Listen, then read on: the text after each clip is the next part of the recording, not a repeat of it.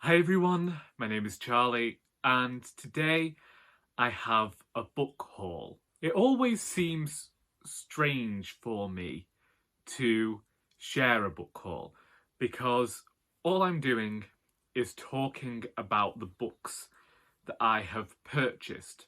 But there's something within a book haul that I feel almost lends to holding me accountable to read the books that I have purchased in an adequate amount of time and not allowing them to linger on my shelves. Of course, this is the same with TBRs. And oftentimes I'll put a book on a TBR and then not get to it until months later. But by putting it there, it lingers in my mind. I think we've all been there where we're feeling a certain type of way. A lot of us have been in positions of sadness in the last year. And a few years back, I noticed that I go one of two ways when it comes to sadness. I either unhaul tons of books or I haul a lot of books. And I'm guessing I'm feeling particularly despondent this year because I have bought books in the last I have bought more books in the last 4 months than I had done at all in the last 3 years. Of course, this is also to do with me not being able to access cheap books at the charity shop.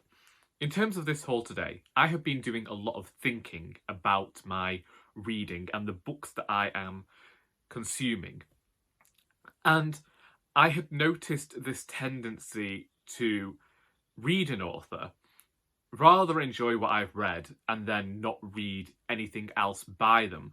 And this month, March specifically, I wanted to try and change that. Firstly, I want to talk about one book that I purchased based on reading Ali Smith's Seasonal Quartet. An author that gets referenced a lot in the Seasonal Quartet is Katherine Mansfield. Therefore, I decided to purchase this copy of her collected stories.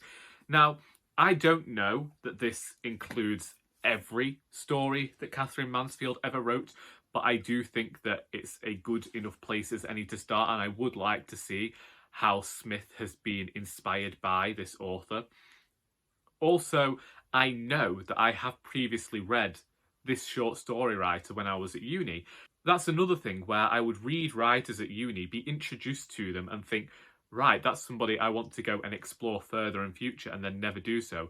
I left university 8 years ago, and there are so many writers that I discovered then that I haven't gone back to. Similarly, I haven't gone back to Cormac McCarthy in all that time. This is Blood Meridian, and I've wanted to read this book for years, so I decided that this would be the place that I start with my revisiting of Cormac McCarthy's work. I have previously read the Border trilogy. I have unhauled my copy because I knew that I'd never reread that one and want to get them as the individual stories where the text is bigger and better for my eyes. Again, at university, somebody lent me a copy of No Country for Old Men, and I really enjoyed it. It was a different type of writing than I was used to seeing. It just did something. It awoke something inside me, and I read that, and I immediately got the Border trilogy, and I read that, and then I just veered off. And there's so much by Cormac McCarthy to read, and I just haven't done so yet. So I'm hoping that Blood Meridian begins the start of revisiting this author's work. Now, for whatever reason, when I think of Cormac McCarthy, I also think of Larry McMurtry. And I read Lonesome Dove back in 2017. It is one of my favourite books and is a book that I have a history with. As when I was younger, when my dad was going through chemotherapy, we all watched the Lonesome Dove miniseries as a family. Something I had never done is actually read the physical tome, and that is so much more than what you see adapted in this TV series. There's a great philosophy behind it, and some of my favourite passages in fiction are in that one book. I decided to acquire the sequel to Lonesome Dove, which is Streets of Laredo. That was because I thought that the way I want to do this is I want to read the sequel to Lonesome Dove and then go back and read the two prequels, which are Dead Man's Walk and then Comanche Moon. Comanche Moon is the sequel to Dead Man's Walk and precedes Lonesome Dove. And yes, I'm aware that I will be reading these books out of order. What happens as soon as I decide that I am going to go back and explore Larry McMurtry's work? He dies. I won't deny, I felt like that was a bit of sod's law. It felt like when I used to vote for somebody on any of these reality TV programmes, and if I voted, that was the week that they went home. In a fit of pique, when I discovered that McMurtry had died, I did that thing that I think a lot of people who've been meaning to read an author's work for a while end up doing. Now, I'd got the Lonesome Dove books prior to McMurtry's death. But upon his death, I ended up going and ordering a few more books. I decided to go back right to the beginning of McMurtry's career and acquired Horseman Passed By and its two sequels, Leaving Cheyenne and The Last Picture Show.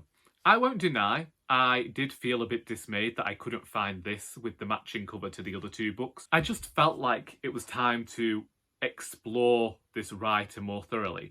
It's all well and good saying that I really enjoyed Lonesome Dove and it cemented for me how good a writer McMurtry is, but it's not enough when I haven't explored more works by him. I also bought Cadillac Jack. It was exceptionally cheap when I saw it on the internet, and I wanted to get it whilst it was still cheap. That's 7 books by Larry McMurtry, having only read Lonesome Dove and not knowing whether I'm going to like its sequels, well, its sequel and its prequels, which years back I said I didn't even know whether I was going to read that author. But I believe that these 3 here are also the beginnings of McMurtry questioning the idea of the classic Western novel and being more critical of it and giving it an alternative point of view to actually show the brutality of the West, although The Last Picture Show is apparently comic.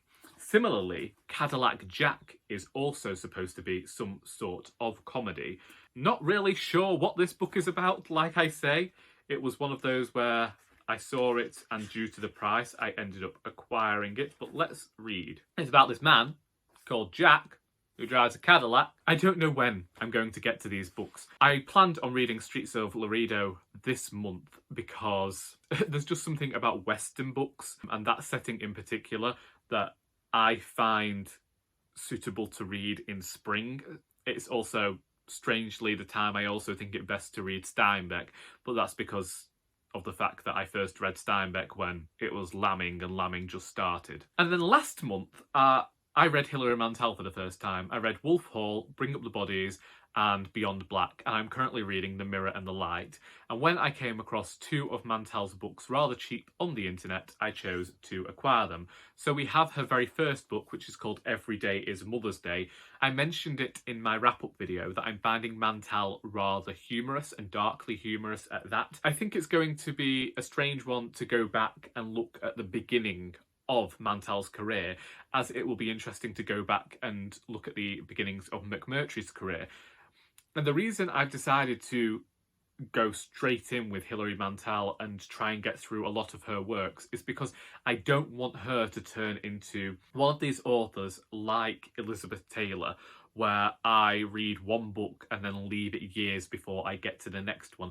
I want her to be a writer and I want to read somewhat like I used to read, where I would find a writer whose works I enjoyed and then I just read their books compulsively. I did it last year with David Mitchell. I've done it with Joe Nesbo. I'm tired of myself reading a book by an author and then never going back to their work, even though I had enjoyed what I read. From the description of Fludd, also by Hilary Mantel, I knew that I wanted to read this one because it deals with religion in a small town community. Again, something that appeals to me about Hilary Mantel's work, and she cites this herself in an interview at the back of Beyond Black, is that she was raised to believe in this sense of spiritualism due to her faith. And so she finds it rather easy to include this thread of spirits and some sort of otherworldliness in her prose. And because of that, it still feels entirely natural, and I don't have to suspend my disbelief much when reading her books. So I'm quite looking forward to this as well, as I am looking forward to all of these books and actually properly acquainting myself with these writers. I won't deny that this haul comes from a position of sadness, and I do think there's a lot to be said for the idea that we perhaps think that through buying things we are releasing some sort of serotonin and making ourselves feel happier. I don't know. I am not a scientist. I'm just glad that I did actually unhaul some books this month. I went to eBay and I sold some books, and so with the money I made from these books that I sold, I purchased these books. So I'm not down in money, I'm not up in money, I've broken even, and I think that's fine. Selling books to acquire books. It's a strange business model, I'll agree, but it worked for me last month. That's me. I am going to disappear now. I will admit that I also bought some other books last month. I acquired a fair bit of middle grade fiction to complete series that I had started. And if you would like to see that haul, then do let me know in the comments. I have not decided whether I want to record that or not, because there are a fair few books on there. Indeed, the only reason I'm recording this video is because I need to rearrange all of my shelves entirely, and so I thought I'd get a record of this before I do so. Anyway, if you've read any of these books and would like me to prioritise any of them before others, then do let me know which ones in the comments. I hope that you have enjoyed this video. And oh, well, actually, also, what do you think about reading an author's entire library of works? Is it something you do? Are you also, like I have been, reader who will read one book by a writer and think, well, I've done that author now and move on? Or when you find a writer that you like, do you sit down, go through all of their works and then move on? What sort of reader are you? Let me know in the comments. And let's try to end this video properly. I hope that you've enjoyed this video, and until next time, that is all.